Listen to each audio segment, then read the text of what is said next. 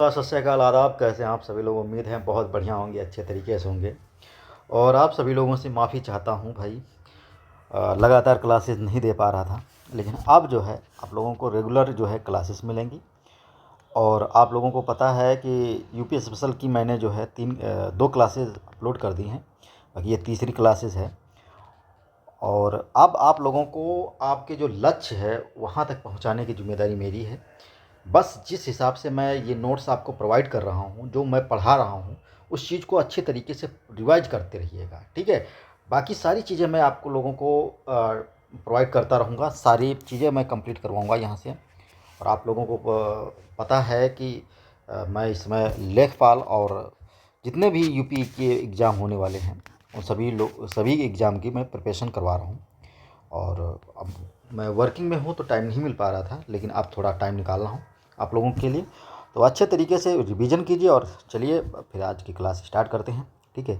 आज हम लोग पढ़ने वाले हैं कि भैया लोकगीत है। लोकगीत का मतलब होता है लोक मतलब इस समाज, और वहाँ प्रचलित गीत है। जो हमारे समाज के अंतर्गत जो प्रचलित गीत होते हैं उन्हीं को क्या बोलते हैं? लोकगीत। ना कि ये पूरे देश में नहीं प्रचलित होते हैं, लेकिन एक छोटे से क्षेत्र में बहुत ज़्यादा प्रचलित होते हैं। तो इनको जो है आप लोकगीत बोलते हैं, ठीक है? तो भैया स्टार्ट करते हैं आज की। तो पूर्वांचल, सबसे पहले देखते हैं पूर्वांचल के जो लोकगीत हैं वो क्या हैं, ठीक है? तो ये आपका पूर्वांचल के लोकगीतों की बात करें तो सबसे पहले आप लोगों को बढ़िया से पता है कि भैया कजरी। कजरी जो है सबसे ज़्यादा पूछा गया है यूपी के जितने भी एग्ज़ाम हुए हैं उसमें। तो ये कब गाया जाता है कि भैया ये सबसे ज़्यादा गाया जाता है आपका सावन के महीने में।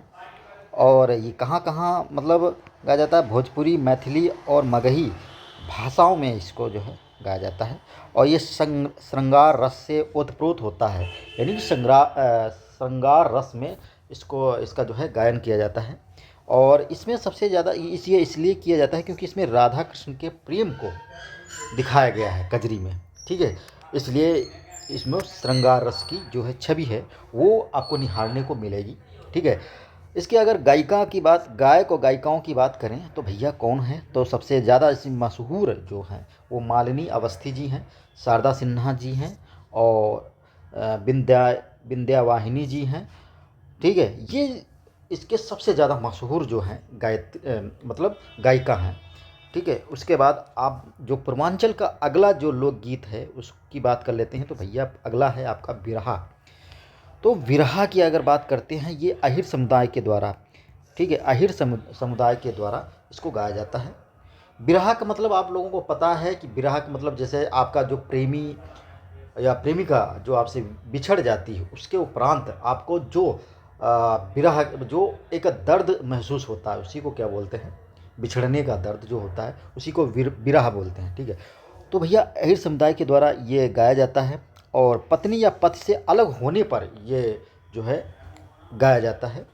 और इसकी सिंगर की बात करें, अगर सबसे मशहूर सिंगर कौन है बिरहा के, तो बिहारी यादव जी हैं, आपको हीरा यादव हैं, और हीरालाल यादव, ठीक है? ये आपको नाम याद करना है।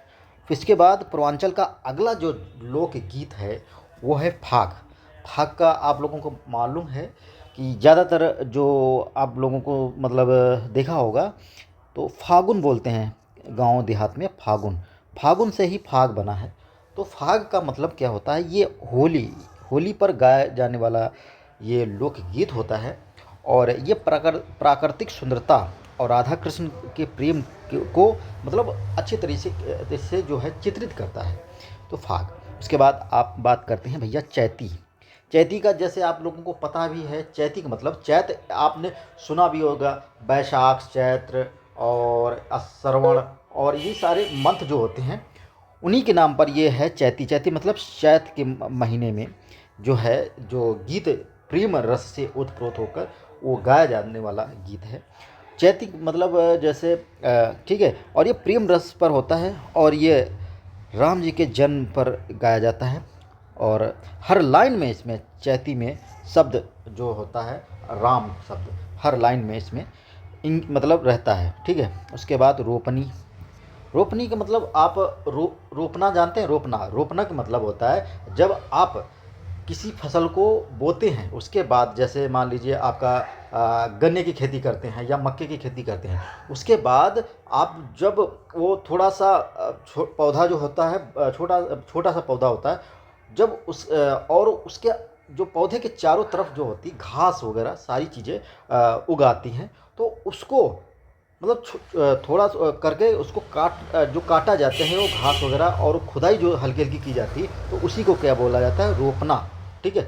तो उस समय जो जैसे धान की रुपाई होती है, रुपाई मतलब धान की जैसे लगाई जाती बेड़ बेड़ होती, उसको लगाया जाता है उसी को। ठीक है।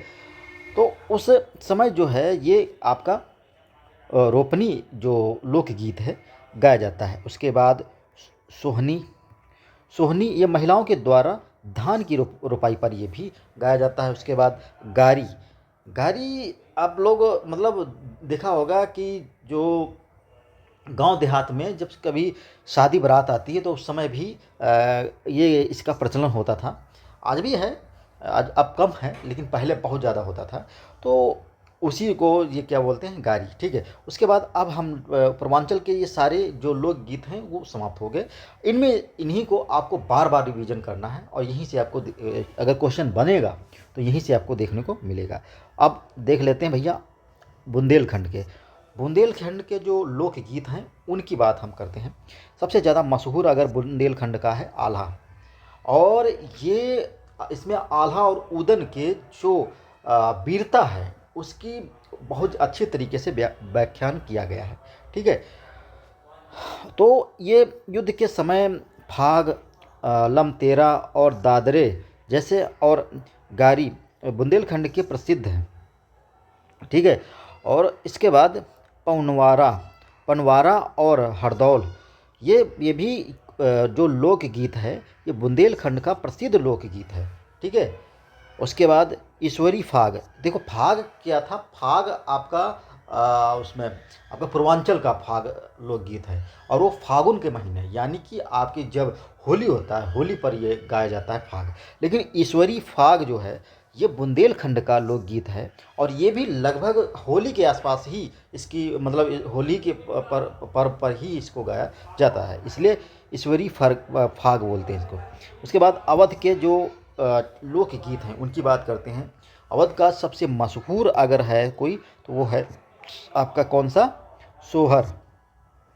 और सोहर अक्सर तर पहले क्या होता था कि जब कभी बच्चा जन्म लेता था तो उस समय गांव की जो औरतें होती थी वो इकट्ठा होती थी, और इकट्ठा होकर ढोलक लेकर वहाँ पर जो है आराम से जो है गाती थी।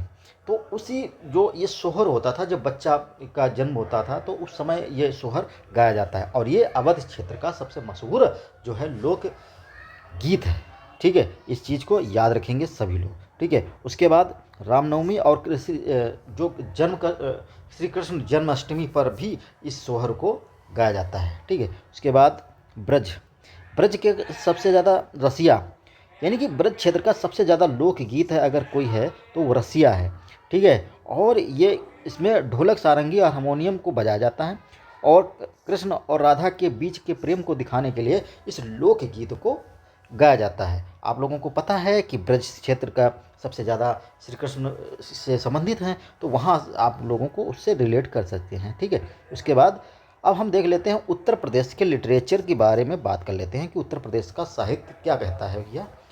तो उत्तर प्रदेश के लिटरेचर की बात करें तो सबसे पहले वैदिक युग आएगा, फिर उसके बाद वैदिक युग के बाद महाभारत और रामायण की रामायण उस समय रचना होती है। उसके बाद मौर्य काल में जहाँ पर शिलालेख की मतलब जो लिखाए जाते हैं, उसके गुप्त में साहित्य जिसमें कालिदास का सबसे महत्वपूर्ण योगदान है।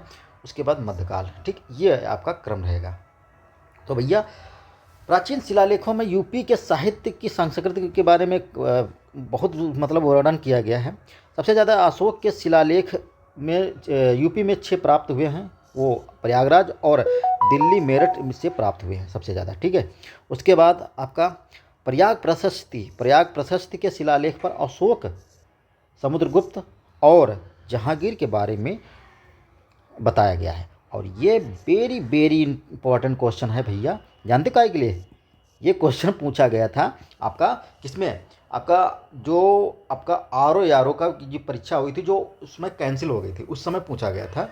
और ये पूछा गया था इनमें से कौन ऐसे हैं जिनका जो है प्रयाग प्रशस्ति के में जो है इसका उल्लेख नहीं किया गया है। तो अशोक, समुद्रगुप्त और जहांगीर के बारे में बताया गया है। ठीक है, तो ये बहुत इंपॉर्टेंट है। आप में जो आपका लेखपाल और जो भी परीक्षा होने वाली है उसमें पूछे जाने की प्रबल संभावना है। ठीक है, कौशाम्बी के शिलालेख में जो है अशोक की पत्नी करुवाकी के बारे में लिखा गया है। ये भी इम्पोर्टेंट है और कई बार इस पेपर में पूछा गया है। रामायण और महाभारत यूपी में लिखा गया है, तो सबको पता है भैया। उसके बाद कर्मभूमि कबीरदास, तुलसीदास और सूरदास और केशवदास की कर्मभूमि भी रही है कौन? यूपी। आप हमारी यूपी जो है कबीरदास, तुलसीदास और सूरदास और एवं जो केशवदास जी हैं उनकी कर्मभूमि रही है। तुलसीदास के द्वारा रामचरितमानस, गीतावली, कवितावली और विनय पत्रिका की रचना की गई है। उसके बाद सूरदास के द्वारा अगर देखते हैं तो सूरसागर की, सूर सारावली और साहित्य लहरी की जो है रचना की गई है। उसके बाद कबीर जी के द्वारा बीजक, कबीर के दोहे, इसकी रचना की गई है। इसके बाद अवध के नवाबों द्वारा बहुत योगदान दिया गया है, आप लोगों को पता है। बहुत से विद्वान व्यक्ति रहते थे अवध के नवाबों के दरबार में, जिसमें से थे आपका अश्वघोष, जिनके द्वारा बुद्धचरित, वाणभट्ट और कादम्बरी, ठीक है, वाणभट्ट के कादम्बरी और राजेश्वर के द्वारा लक्ष्मीधर और श्री हर्ष और कृष्ण मिश्रा, ये सभी जो है मतलब यहाँ पर रहते थे। साहित्य का केंद्र अगर बात करें तो वाराणसी के अतिरिक्त शिक्षा का केंद्र सबसे ज़्यादा, उस समय एक क्वेश्चन पूछा गया था कि भैया प्राचीन काल में शिक्षा का केंद्र सबसे मशहूर कौन था, तो भैया वाराणसी ही है इसका आंसर। ठीक है, इसके अतिरिक्त शिक्षा के केंद्र प्रयागराज, ठीक है, प्रयागराज और उसके अलावा काशी भी प्राचीन समय से बुंदेलखंड और अवध क्षेत्र में भी शिक्षा के केंद्र बने थे। ठीक है, हिंदू और बौद्ध धर्म के साहित्य लिखे गए और वेद पुराण भी यहीं से लिखे गए। यहाँ साहित्य उर्दू संस्कृत में लिखे गए हैं। इसके अलावा हिंदुस्तानी ब्रजभाषा और इंग्लिश, अवधी और जो कनौजी है इसमें भी आपको देखने को मिलेंगे। ठीक है, नागरिणी और प्रचारिणी सभा और हिंदी साहित्य सम्मेलन का जो योगदान रहा है सबसे ज़्यादा यूपी में देखने को आपको मिलेगा। ठीक है, उसके बाद भरतेंद्र हरिश्चंद्र की बात करें और तो भैया सबसे ज़्यादा इनके द्वारा योगदान दिया गया है जो यूपी के साहित्य में।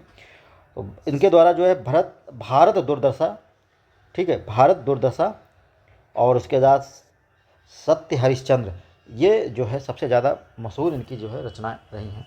उसके बाद मुंशी प्रेमचंद जी, ठीक है, इनके द्वारा कफन, पूस की रात, बड़े घर की बेटी, दो बैलों की कहानी अगर आप लोगों ने देखा होगा कि पहले फर्स्ट या सेकंड क्लास में ये जो कहानी थी वो चलती थी, तो दो बैलों की कहानी आप लोगों ने पढ़ी होगी। उसके बाद महादेवी वर्मा के द्वारा नीरजा है, नीरज नहीं नीरजा, ठीक है, नीरजा रश्मि, इसकी मतलब रचना की थी उन्होंने, तो उसको देखने को मिलेगा। उसके बाद सूर्यकांत त्रिपाठी निराला के द्वारा आपका गीतिक, आराधना, अनामिका, बेला अर्चना, ये इनकी जो है रचनाएं हैं।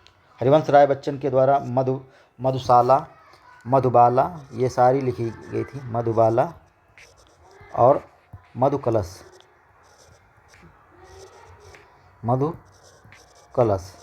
ठीक, ये इनकी रचनाएं हैं। ठीक है, उसके बाद सुमित्रा नंदन पंत जी की बात करें तो उच्छ्वास, पल्लव, मेघनाद, बूढ़ा चांद, ठीक है। उसके बाद महावीर प्रसाद द्विवेदी जी के द्वारा और गंगा लहरी, सुमन रघुवंश, ठीक।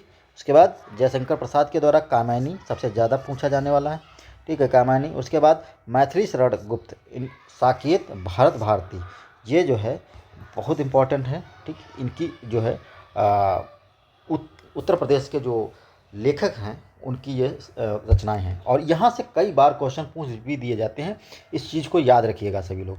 उर्दू के साहित्य की बात करें तो इसमें भी कई लोगों का मतलब इसमें सहयोग रहा है और गंगा यमुना की तहजीब के नाम से भी जाना जाता है। ठीक है। कुछ विश्व प्रसिद्ध शायर हैं जैसे फिराक गोरखपुरी, गुले नगमा, बाज़्म और ज़िंदगी रंगे सरगम, ये इनकी जो है रचनाएं हैं। उसके बाद जोश मलिहाबादी, इनके द्वारा 16 और शबनम, जुनून जुनून जुनून ओ हिकमत और अकबर प्रयागराज, ठीक है। इनके द्वारा मजाज मजाज लखनवी, मिजाज लखनवी और कैफ़ी, ठीक है। आज़मी, कैफ़ी आज़मी, आखिरी आखिरी है साथ, ठीक है।